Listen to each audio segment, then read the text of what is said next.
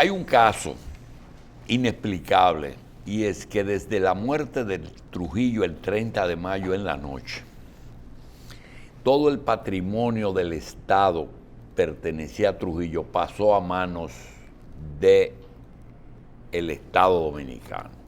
El Estado soy yo y todas esas propiedades pasaron a manos, sobre todo las empresas estatales.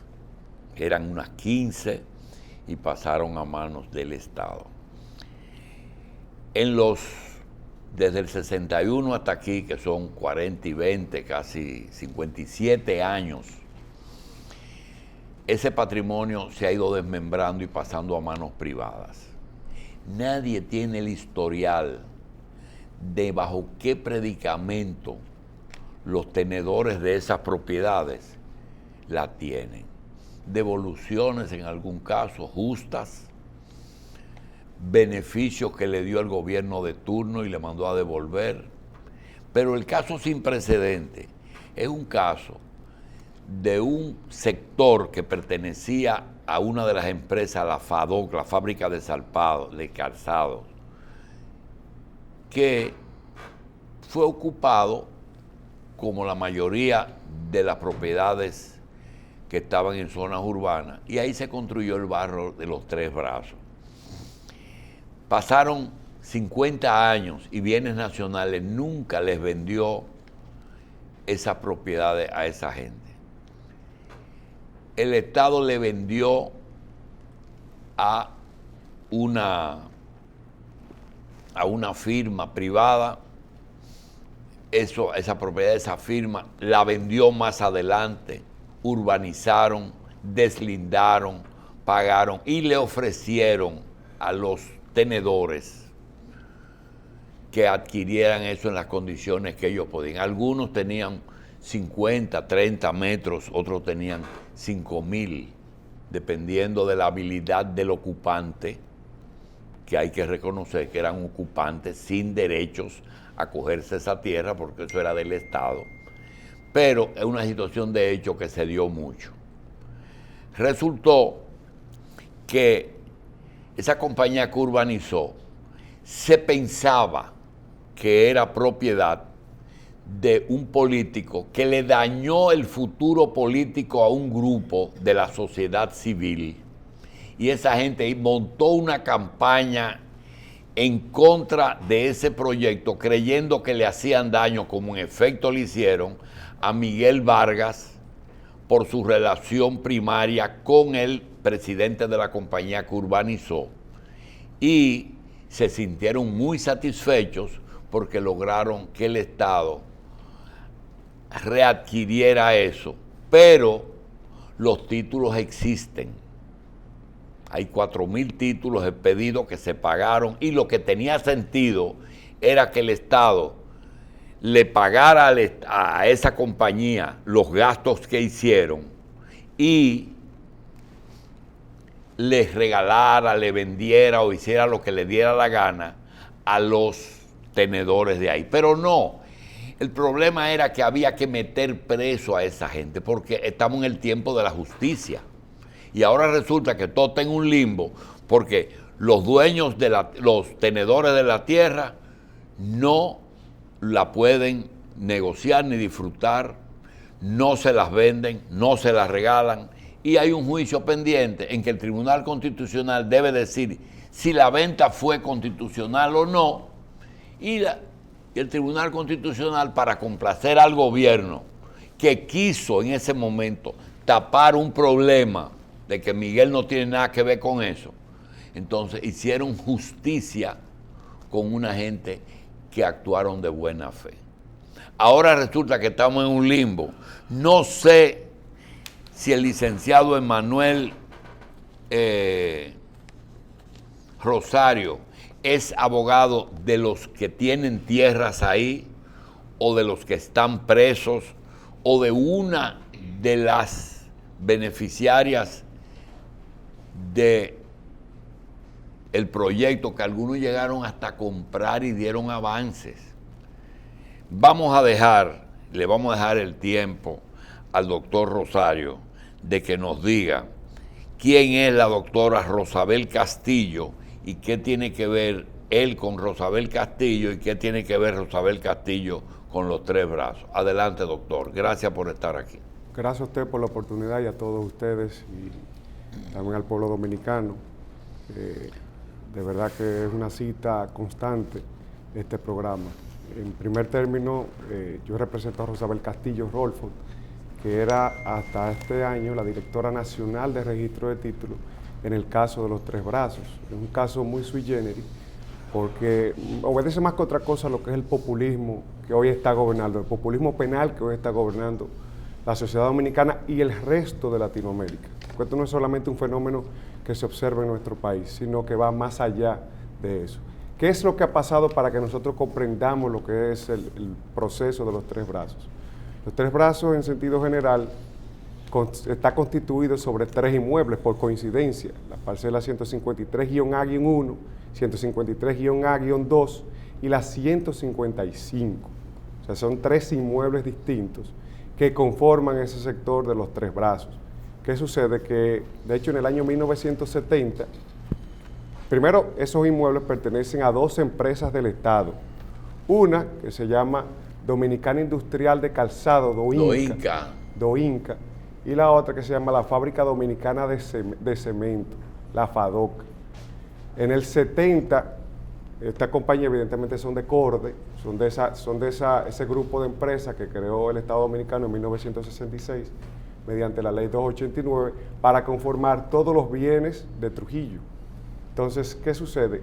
Ojo, un punto importante, Corde, que es creada por esa ley, tiene autonomía, es decir, actúa con autonomía. Por eso las operaciones de Corde no van al Congreso, nunca han pasado por el Congreso y por eso el Congreso nunca ha aprobado la transferencia de un inmueble de Corde. No lo digo yo, están ahí los hechos y las certificaciones que de hecho se han emitido hasta la fecha. ¿Por qué la registradora de títulos estuvo acusada?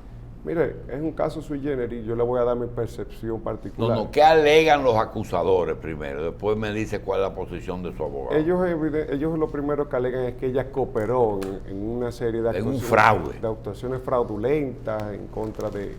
Y de hecho ella estaba parada en unos decretos que existían. No es solamente eso, ellos confunden tres figuras. Primero, la figura del registrador de títulos. Segundo, la figura del registrador de títulos adjunto. Y tercero, la figura del director nacional de registro de títulos. Son tres figuras totalmente diferentes dentro del organigrama de la jurisdicción inmobiliaria. Lo que pasa es que en Teleantillas se llevó a cabo una campaña que no está en los libros ni en las instancias que se llevaron a cabo en ese caso, que fue lo siguiente. Miguel Vargas, para el director de prensa y de comunicaciones de esa emisora, entendía que su futuro político estaba basado en el triunfo de Hipólito Mejía y que Miguel Vargas fue el que dañó esa expectativa y esa esperanza. Entonces lo que hizo fue utilizar los tres brazos por su relación de José de Paul con Miguel para demostrar que esa era la vía para destruir a Miguel. Y a ellos no les interesó, eso está como Leonel Fernández, que no le interesa ser presidente, sino desbaratar el PLD y a Danilo. Lo mismo está pasando, y eso no está en los tribunales de la República, pero se usan los tribunales porque esa señora tenía suficiente asidero, que lo voy a dejar a usted que es el abogado, para hacer y cumplir con su trabajo, que por cierto es una persona que no ha recibido el apoyo de toda la gente que ella le hizo justicia. Todo el que iba donde Rosabel Castillo se siente que le sirvieron bien como registradora de títulos. Pero aquí hay que estar en buena para que reconozcan cosas. Adelante. Al final sí le hacen justicia, porque si usted, la muestra de manifestación y cariño que recibe Rosabel Castillo a diario son impresionantes. Sí, pero son clandestinas. Son clandestinas, la gente no se atreve a manifestarse de forma pública, esa es la realidad, y así vivimos en este país. Esa es la naturaleza del ser humano, y sobre todo aquí, que se ha ido acrecentando ese fenómeno. Ahora bien, usted hacía una pregunta que era bastante interesante. ¿Por qué involucran a Rosabel Castillo en este caso? Son tres, vuelvo y reitero, Son tres funciones diferentes: registrador de títulos, registrador adjunto y director nacional de títulos. ¿Qué pasa? Que durante la transferencia de inmuebles de los tres brazos, ella primero era registradora de títulos del Distrito Nacional. Por eso, dentro de las operaciones de los tres inmuebles, ella solamente transfiere uno. Los demás inmuebles, ya ella era directora nacional de registro de títulos, número uno, y el director nacional de registro de títulos no tiene funciones que le lleven o que le permitan transferir inmuebles, sino que eso es propio de los registradores de títulos, porque el director es el ente jerárquico que se encarga de la administración del sistema registral dominicano, pero no se puede inmiscuir en lo que hacen los registradores que están. Pero ¿por qué si hoy tiene como, debe tener 3 años ya el caso, 36 meses? No, tiene un año. Un año. 34 meses del decreto, perdón. Y de que lo llevaron al Tribunal Constitucional tiene un año. Sí. Ahora yo pregunto, ¿por qué no falla el Constitucional y dice lo que tenga que decir? Bueno, al final no sé cómo se está manejando el Tribunal Constitucional. Ellos tratan de complacer al Poder Ejecutivo. Porque de cara a Rosabel Castillo ya no tiene nada que ver con relación a ese proceso ante el Tribunal Constitucional. Pero si se airea el caso entero, se da cuenta que... Si el Tribunal Constitucional falla, reconociendo que las ventas de inmuebles de Corde nunca han pasado por el Congreso, pues evidentemente ya con eso se le cae el caso. Yo no sé qué edad usted tiene. ¿Usted sabe cuáles son las razones por las que un tribunal retarda una sentencia? Hay muchas razones, doctor. Créame que las conozco. Jurídicamente, ¿qué es lo que se debe fallar en ese caso? Jurídicamente hablando. Porque ella no tiene nada que ver con eso. Que ella hizo lo que tenía que hacer. Esa es la verdad. Esa es la verdad, que ella hizo lo que tenía que hacer. Porque fíjese cuáles son las imputaciones del Ministerio Público. Ellos dicen, mira, Rosabel Castillo participó en este evento porque transfirió los inmuebles de Corde, a pesar de que no tenía la autorización del Congreso. Ellos mismos presentan una certificación del Congreso, tanto de la Cámara de Diputados como del Senado, que indica que esa operación de venta no tenía que pasar por el Congreso, porque nunca ha pasado por el Congreso. De hecho, hay una comisión la Comisión de Contrato, que se creó por parte del Poder Ejecutivo, y esa comisión dentro de lo que concluye es que esa operación no pasó por el Congreso. Pero ¿qué es lo más interesante y lo más peligroso de este argumento? Si tú sostienes que esas ventas debieron pasar por el Congreso, yo hago una pregunta: ¿qué va a pasar con todas las ventas de inmuebles de Corde que se han realizado desde 1966 a la fecha y que ninguna ha pasado por el Congreso? Pero en última instancia no es la doctora Rosabel.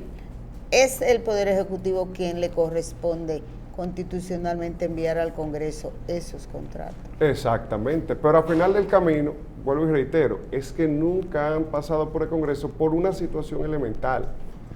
Corde tiene autonomía.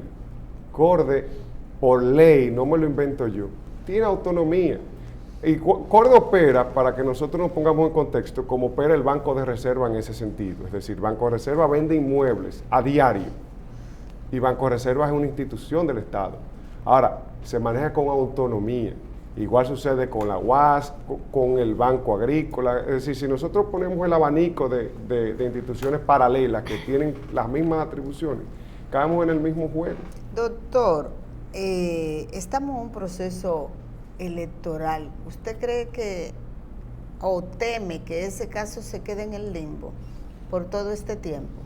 De nuestra parte no vamos a permitir que se quede en el limbo, porque hay una moral que hay que restituir.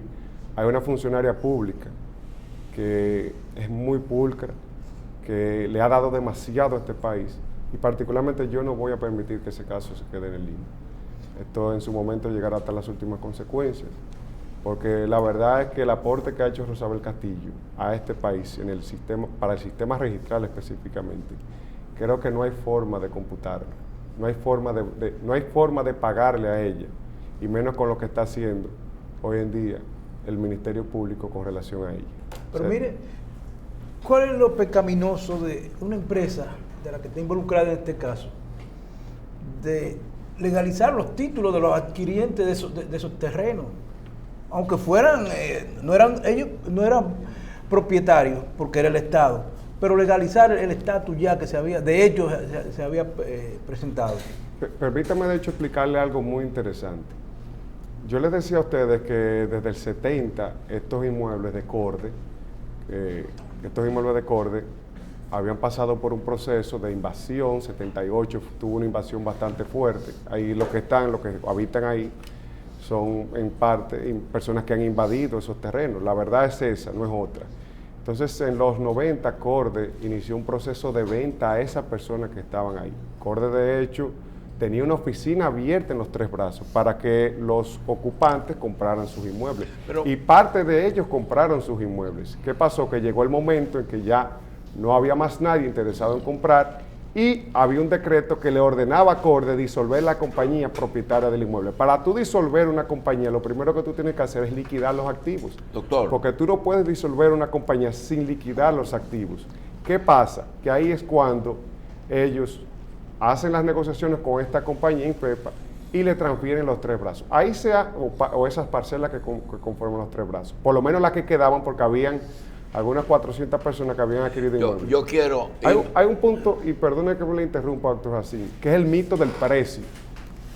El mito del precio... de que se ganaron 2.000 millones. No, y que se ha cuestionado que lo vendieron a 21 pesos, que a 80, que a 40. Mire, déjeme decirle algo con relación al precio. Primero, de cada registrador de títulos, el registrador no tiene que ver con el precio. Usted puede poner un peso simbólico y el registrador de títulos está obligado a transferir. Un peso simbólico.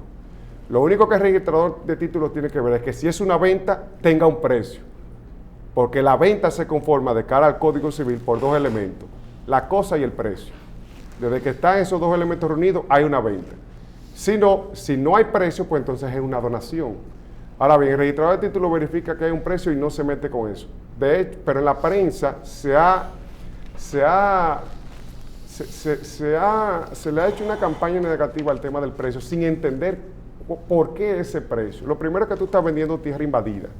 Segundo, tú estás invadiendo un terreno que ya de por sí tiene calles, tiene áreas verdes, tiene espacios públicos.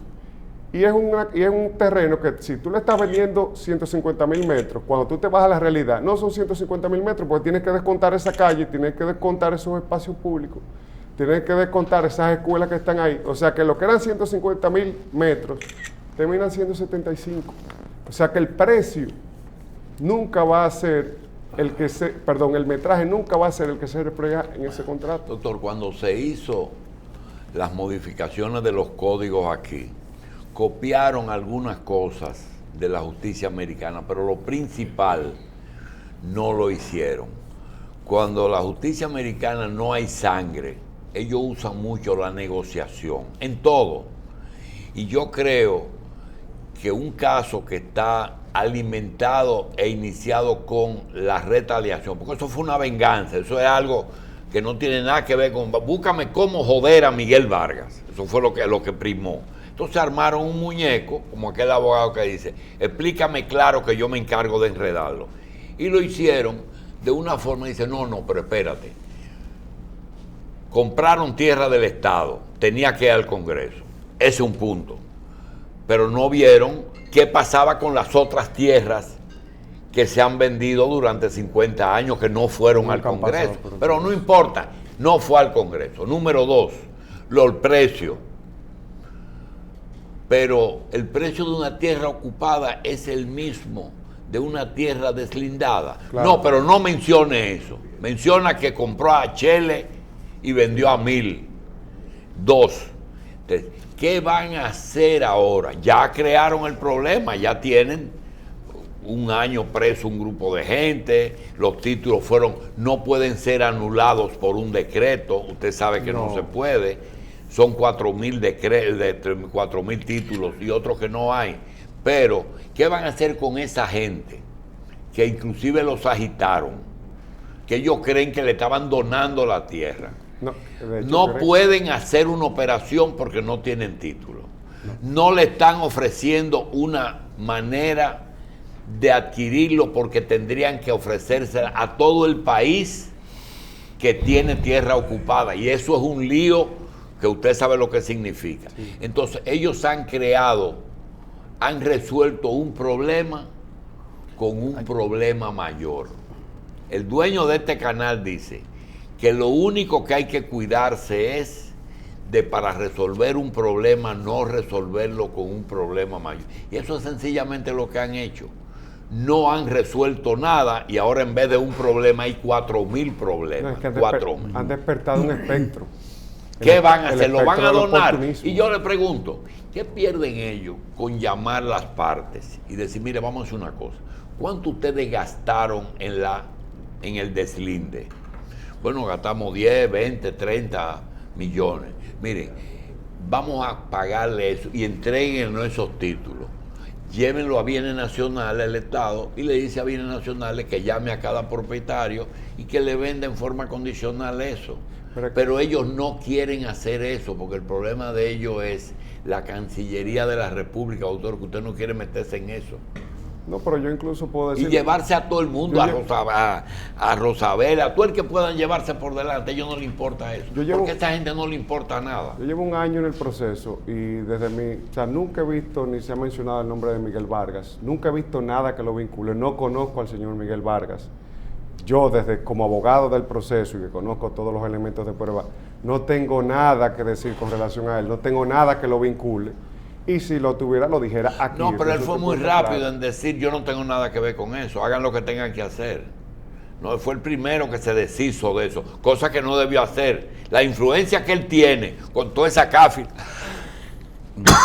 toda esa cáfila de Pedro Brán que él va y defiende cuando tiene que defender. Él no lo hace. Pero usted me hizo una pregunta muy interesante que quedó en el aire. Usted me decía, ¿por qué poner a Rosabel Castillo aquí? Para mí, por algo muy sencillo. Porque había que poner a todo el mundo. No, porque tú tenías que poner a alguien, tú tenías que buscar una excusa para tu Para darle veracidad al y caso. para tú poder sacarla de su trabajo. Es decir, para tú Había que sacarla de para ahí. tú quitarle sus funciones, Sí. tú tenías que crearle un escándalo Sí. público. Es lo mismo que le hiciste a Miriam Germán. A mí lo que pasa es que en el caso de Miriam Germán, se lo hiciste a través de una entrevista pública, trataste de crearle un ambiente con el morbo, de fomentar el morbo en la población. La diferencia entre el caso de Rosabel Castillo y Miriam Germán fue la siguiente. A Miriam se lo hicieron de manera pública en una entrevista de cara a su entrevista para reaspirar o volver a repetir en el cargo de juez de la Suprema Corte de Justicia, y a Rosabel Castillo la sacaron esposada. Esa es la diferencia. Sí. ¿Qué hay que hacer en el caso de Rosabel dentro de los tres brazos? Es que en el caso de Rosabel Castillo no hay ningún tipo de vinculación de ella con relación a esos hechos. Aquí no hay otra salida más que descargarla, si se actúa de manera justa, vuelvo y reitero. No hay otra opción más que descargarla. No hay otra opción. ¿Cuándo se va a conocer el juicio de fondo? El juicio tiene audiencia, es preliminar, tiene audiencia el 16 de diciembre. Diciembre. Wow. Todavía. No se ha notificado la acusación, han hecho un desastre. Procesalmente se han manejado de manera errática. Doctor, si usted quiere añadir algo, adelante. Bueno, nosotros confiamos en el proceso, sabemos de la pulcritud y la rectitud de la doctora Rosabel Castillo. Y la verdad que de mi parte estoy más que halagado de poder defenderla, porque pienso que es una funcionaria que se merece todo el aprecio y todo el cariño que le manifiesta a la gente, aunque sea de forma clandestina, pero eso en un momento como este realmente ayuda. De verdad que ayuda bastante y muy agradecido por darme la oportunidad. Doctor Emanuel Rosario, gracias por estar con nosotros y ojalá se haga justicia. No estamos pidiendo privilegio, que se haga justicia. Por comenzando por el constitucional, que falle eso, que puede ser de base, para que sobresee en ese caso.